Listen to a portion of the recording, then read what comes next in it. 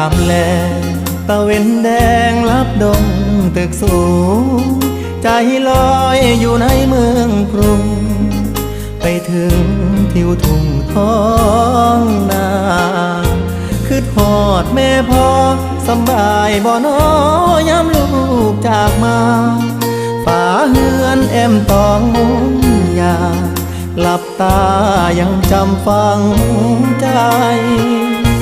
มาอยู่เมืองไกลบ่อุ่นใจคืออยู่บ้านเฮาหาปลาหน้าหวานเกี่ยวข้าวของขึ้นเหล่าลาบขมต้มไก่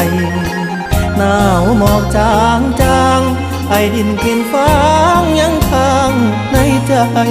หอมเอ่ยหอมกลิ่นเข้ามาน้ำตาสิไหลย้ำคือทอดบ้าน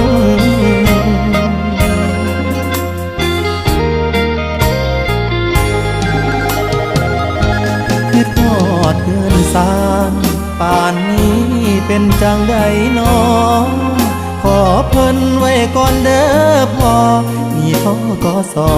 กองทุนหมู่บ้านยังหาบ่ได้ค่าแรงจากนายใช้วันต่อวัน